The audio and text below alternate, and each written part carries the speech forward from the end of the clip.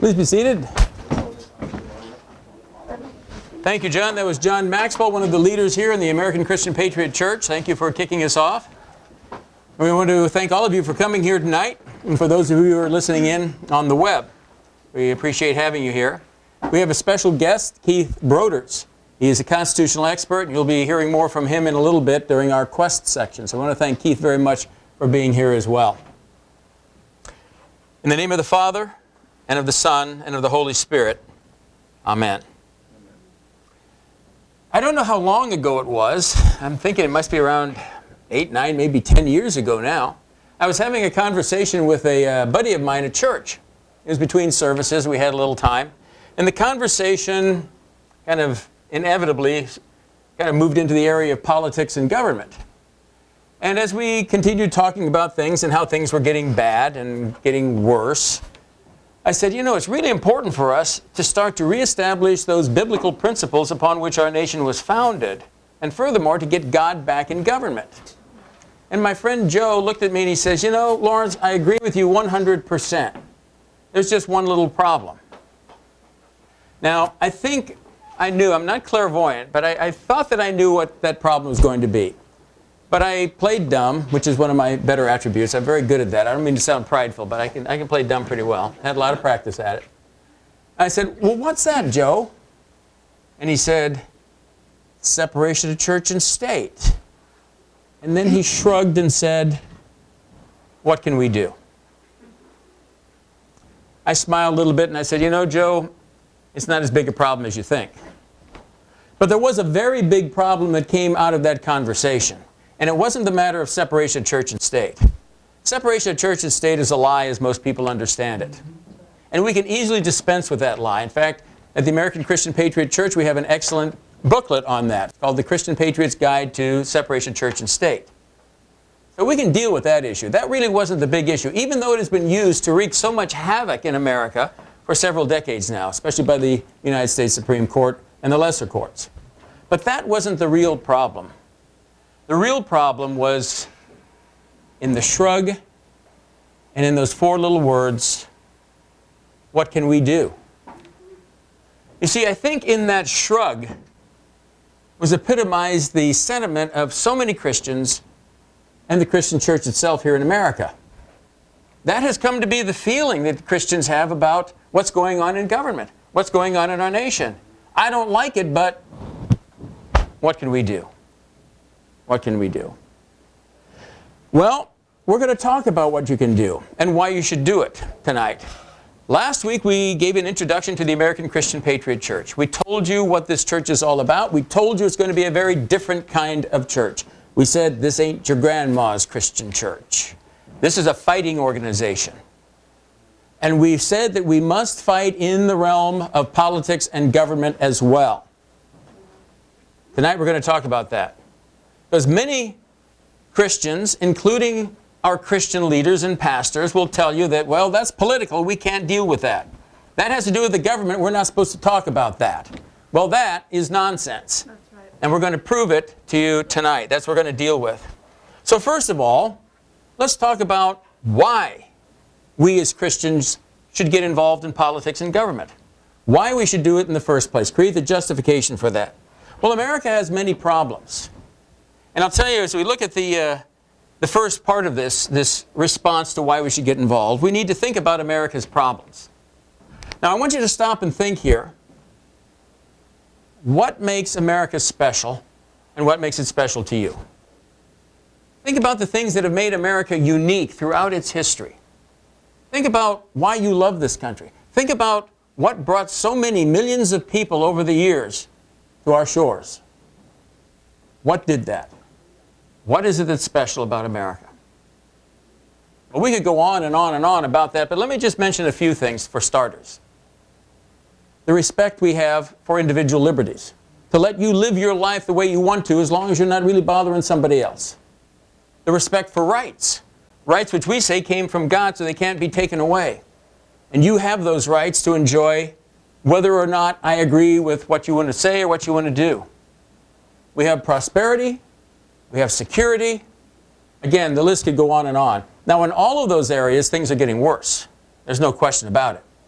but we're still better off than almost anywhere else in the world. But the trend is not good. We need to deal with those things. Okay, fine. So what does that have to do with why Christians should get involved with politics and government? Well, tell me. Can you think of any one of those things that could happen without a moral society? The fact of the matter is, all of those things, everything that makes America special, is predicated upon the existence of a moral society. You can't have those things without a moral society. We looked at this a little bit last week. Let me just review a couple of points. You cannot have individual liberties if you have an immoral society. Why not? You can't give a lot of liberty to an immoral people because they'll do immoral stuff. And immoral, think about it, immoral, criminal, sinful, all of those things have to do with hurting others in a way that's not justified. So that's a big part of the problem. If we give individual liberties to a lot of people who are not moral, they're just going to do immoral stuff, and we'll all end up living in what I call a penitentiary society. A nation populated by criminals, but without the benefit of the bars and guards to restrain them. And I don't think you'd want to live in a place like that. You have to have a moral society to maintain your individual liberties. Amen. Furthermore, rights also can't be maintained in an immoral society. Why? Well, by definition, immorality has to do with people selfishly pursuing their own interests. But a respect for rights means I'm going to allow that person to say and do things whether I like it or not. You can't have that in an immoral society. It won't work. And of course, our prosperity, our security, all of these things are predicated upon a moral society. Our economy is so good because we give people the freedom to pursue their interests without dictating to them how they have to do that. And as regards security, well, can you imagine what would happen if we have a bunch of immoral people and no cops around?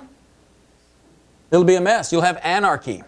In fact, it won't last long. Pretty soon you will have cops around. You'll have them around everywhere. You'll have them on every street corner.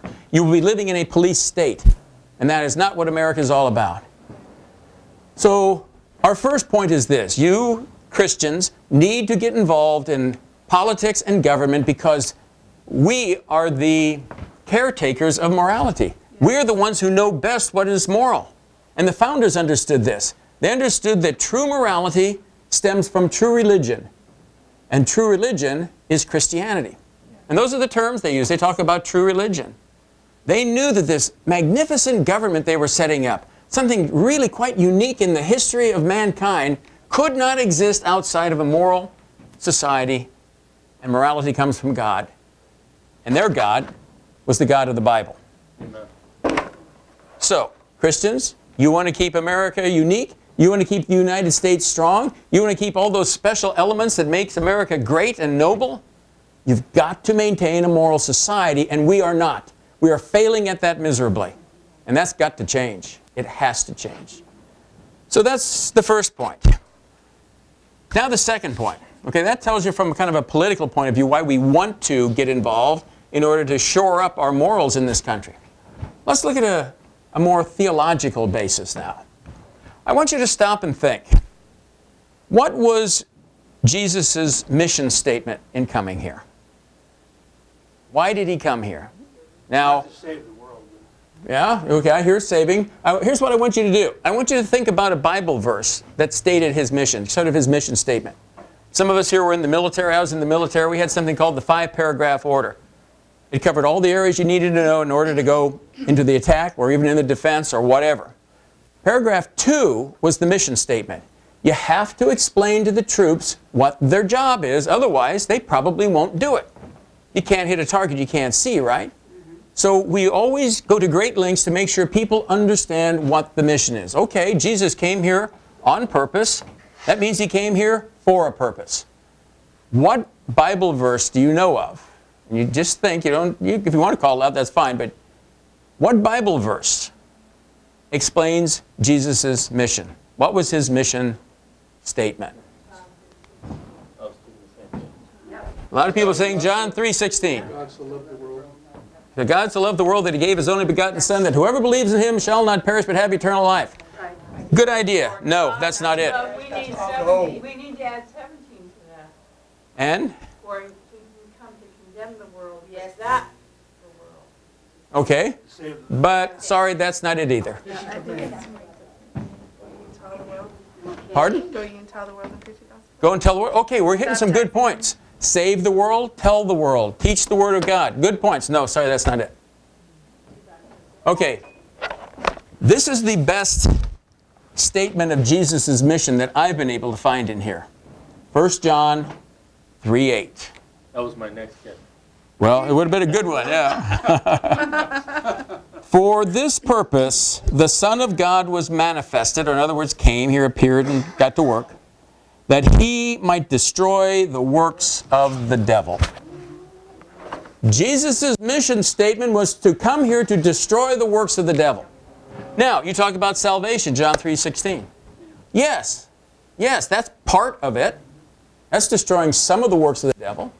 Teaching the word, go and spread the word. Yes, that's part of it. Showing mercy to people, helping out the needy. That's part of it. And those are the three parts that our churches probably do the best at. They do a reasonably good job at individual salvation. They do a reasonably good job at teaching the word. They do a reasonably good job at helping out the needy with food pantries and shelters for the homeless and things like that. But that's not the whole job. They're stopping short. It's almost like entering a 1-mile race and quitting at the half-mile marker. Churches, pastors, you are not getting the job done if you stop there. What else do you need to do? Well, let's stop and think about it. Jesus came here to destroy the works of the devil. Where has Satan experienced some of his most productive labors? Washington, D.C. Yep, Washington, D.C., the other capitals around the world and throughout history, in government and through politics. Why is that? Think about it. Satan is not a pew warmer. Satan is not a page turner. Satan is not an ivory tower theologian. Satan is a worker. Satan is a doer. And you can't do if you don't have power, right? Well, where have been historically the greatest accumulations of power throughout history? Government. And the political processes that control government and how that all works. So Satan wants to work through where the places are where they have the greatest amount of power, because that makes his job easy. But there's a flip side to that coin too. See, humans by their very nature are profoundly selfish. And as selfish individuals, one thing we really like is power of one kind or another, because power is the ability to get something done. And so typically, the worst of us are attracted to government, like all manner of vile insects are attracted to a steaming pile of manure. So Satan should just set up shop right on the edge of the Capitol and wait for all the sinners to come to him. Government, politics. This is why you must get involved in government and politics, because Satan is there. And if you don't show up, Christians, guess who wins? You've surrendered the field to him. So for these two reasons, and there are more, but for these two reasons, to save America, to save the moral foundation of our country, and to destroy the works of the devil, we must get involved in government and politics. The church must once again take the field and lead the fight. But there are a lot of objections, aren't there? Christians have all kinds of excuses for not doing that. For one of the things they say, well, gee, politics is yucky, it's dirty, it's corrupt. I don't want to get involved in anything that's dirty like that and corruption and all that other business. Boy, I'm sure glad Jesus didn't feel that way, or we'd all be going to hell. Can you imagine this conversation? Okay, the father decides, he says, hey son, I've got something I want you to do. These people down here, I just love them. I love them so much, but they're messing up. And they can't save themselves. It's beyond them. But you could. So here's the plan. Here's what I want you to do. And he lays it all out in detail. Now, can you imagine what Jesus would have said if he didn't want to get dirty, didn't want to deal with yucky stuff? He probably said, yeah, Dad, are you kidding me?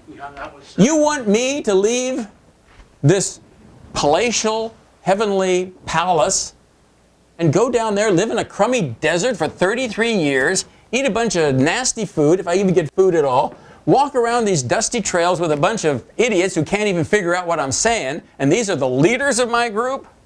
And then at the end, you want me to get tried, convicted, you want me to get beat up, spit upon, cursed, whipped, crucified? Oh, I'm sorry. No, I don't like that dirty, yucky stuff.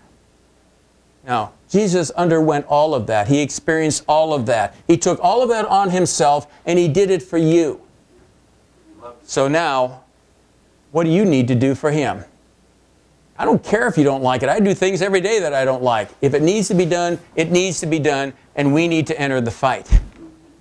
Okay? Even if you're following me so far, some of you undoubtedly are saying, well, I like what you're saying, Hebron, but there's all this other baggage, reasons why I'm not supposed to get involved with politics. My pastor has told me about this. He said we're not supposed to get political. You know, government is something else over there outside the church. Well, that's what we're going to address head on starting right now. In this message and in the next two messages over the next couple of weeks. We call this sermon series the Liberation of Theology. Now let me explain a minute. There is a deliberate play on words here. There is something called liberation theology. This ain't it. Liberation theology was begun in Latin America, I think in the 1970s. In a nutshell, it's basically a mixture of Jesus and Marx. Well, Marx and Jesus don't really mix very well. It's kind of like mixing Bill Clinton with chastity. You know, they just don't go together. So this is not liberation theology. This is the liberation of theology. You see, we Christians have taken balls and chains and we have locked them onto our ankles, tied them around our necks. We have meekly walked off to the prisons and we've closed the door ourselves, locked the door and thrown away the key. And we have no one to blame but ourselves and our pastors, our leaders, who have led us to believe that we can't get involved in politics and government for these reasons. But we're going to address these reasons over the next 3 weeks, and we're starting off tonight. In 2 weeks, we're going to talk about judge not, so you won't be judged. And we're going to talk about that myth of separation of church and state. Next week, we're going to talk about turn the other cheek, and those who live by the sword die by the sword. All things that Christians use as excuses for not getting in the fight. Tonight, we're going to talk about two other issues. We're going to talk about, one, the claim that Jesus was not political. And second, and this is a biggie, and you've probably all heard this one, Romans chapter 13, submit to authority. So we're going to face these head on. We here in the American Christian Patriot Church aren't afraid of the truth. We are concerned, though, that a lot of your pastors and church leaders aren't telling you the truth.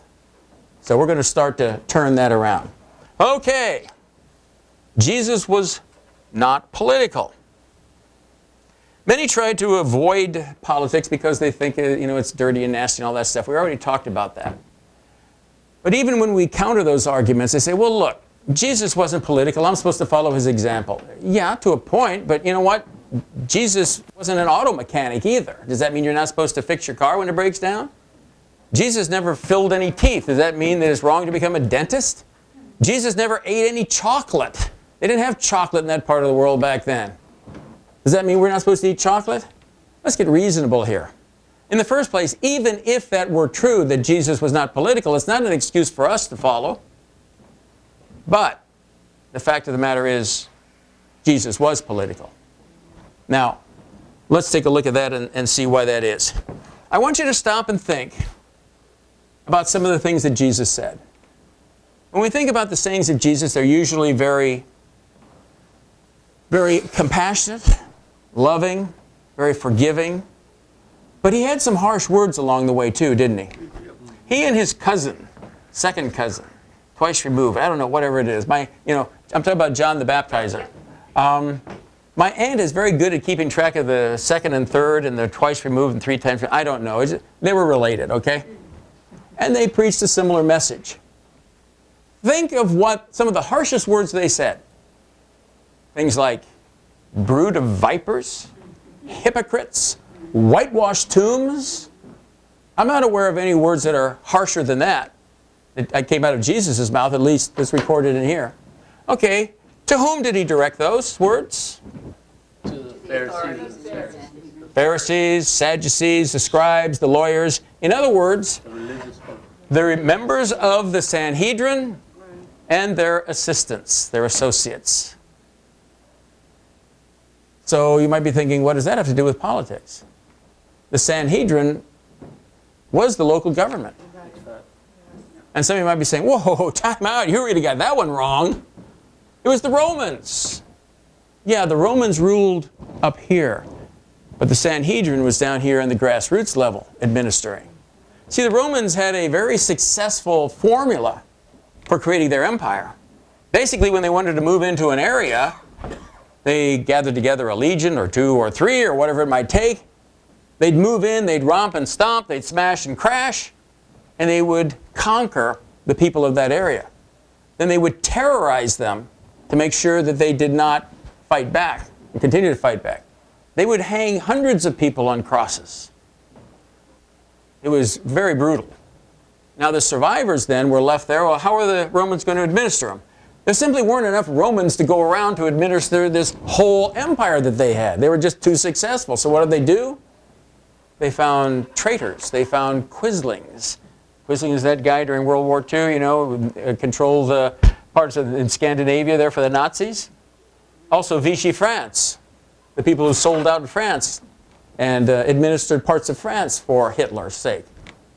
These people would sell out, and in order to get certain bennies and derive certain pleasures and things, they gave them power. They would have extra money, nice clothes, good housing, things like that.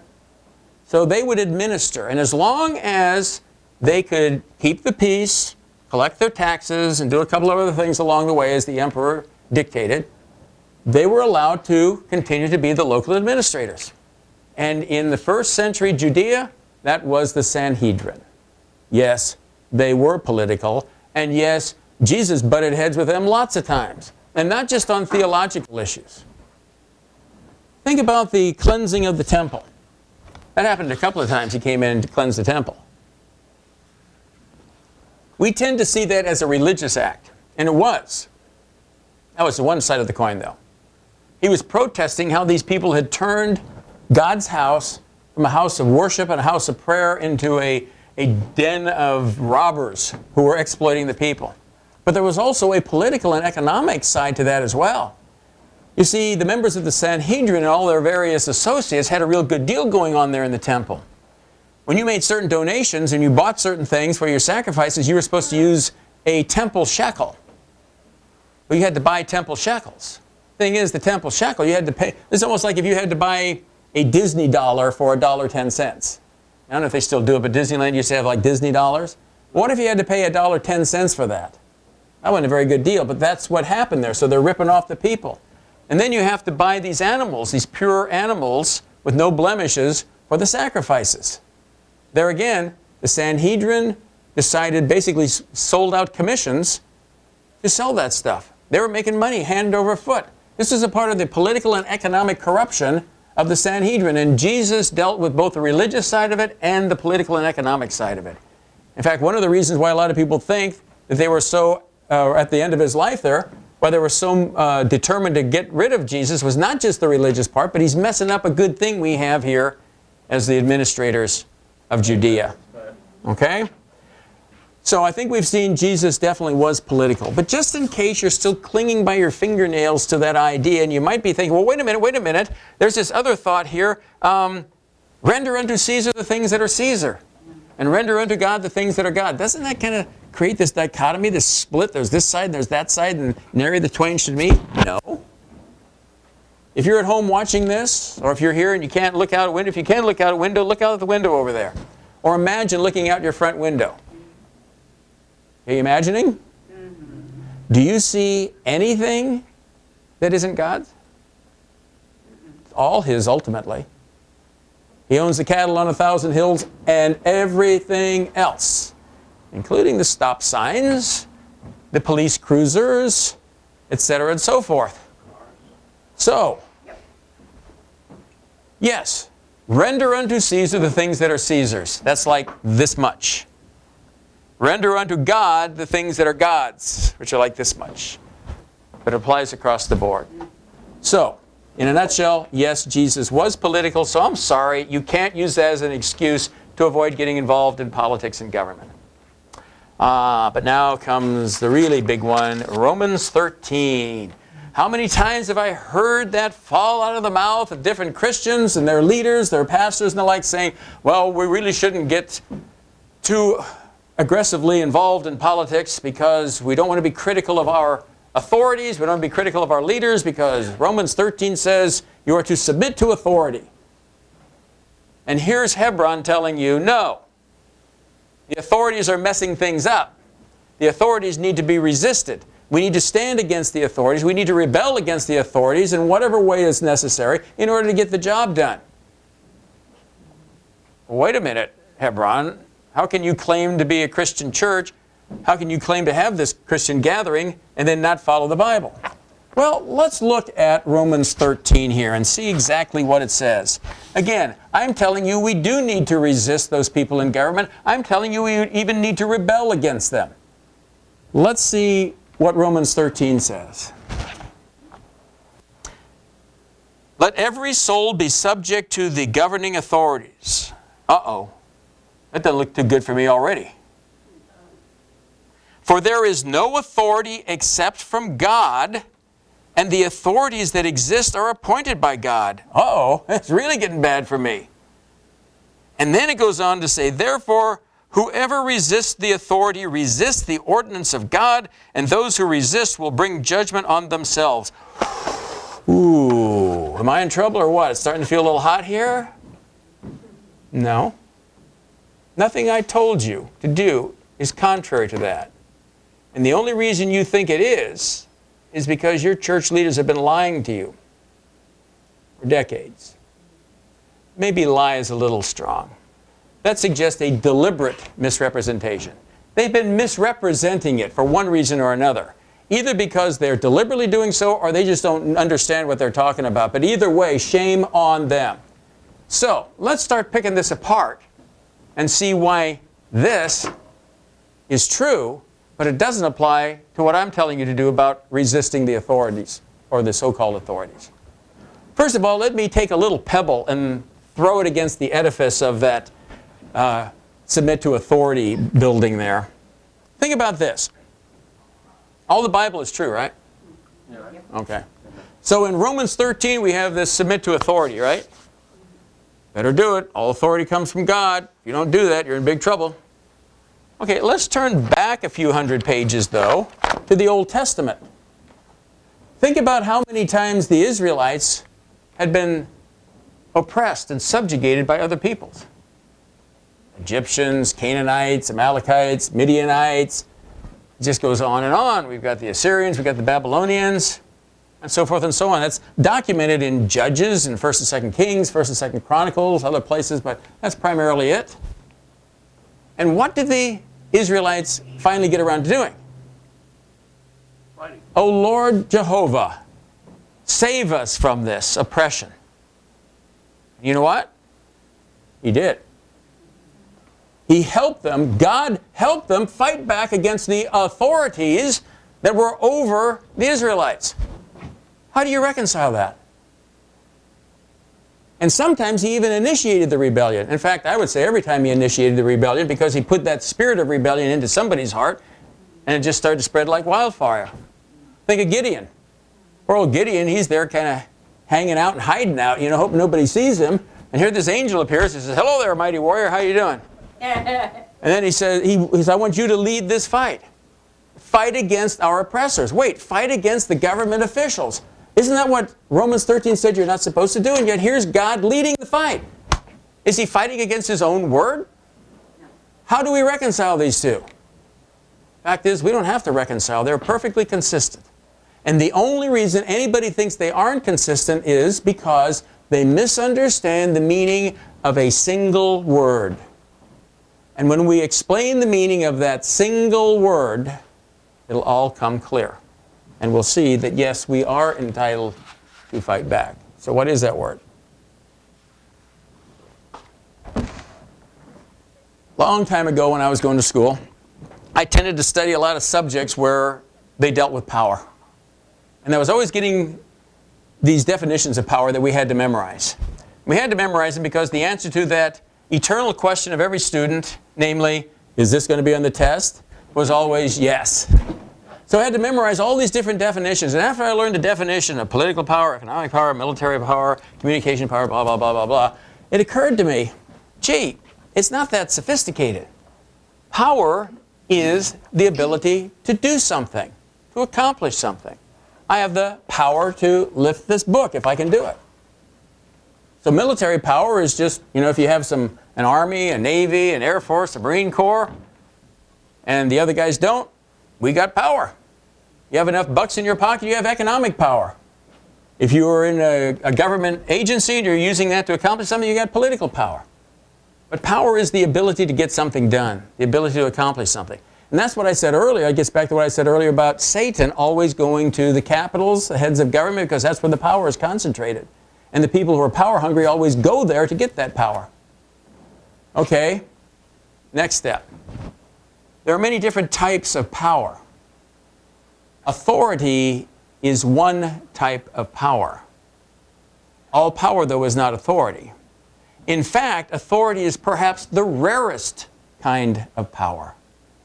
The power that we find more often than not throughout human history is simply raw force. Let me give you a real quick political class on nation building, how it happens. You study, you read all these books and all this stuff. Here's what it all boils down to. This farmer is stronger than that farmer, so this farmer becomes the local warlord. This warlord is stronger than that warlord, so he becomes the king. This king is stronger than that king, so he becomes the emperor. It's all about physical force. It's all about who's got the biggest biceps, so to speak. But that is not authority. As I said, authority is perhaps the rarest form of power out there. Why? Because authority is legitimate power. Legitimate power. But what makes it legitimate? It comes from, let's stop. Think for yourself. What do you think the root word of authority is? The root word for authority. I'm going to help you out. I'm going to spell the word. A-U-T-H-O-R,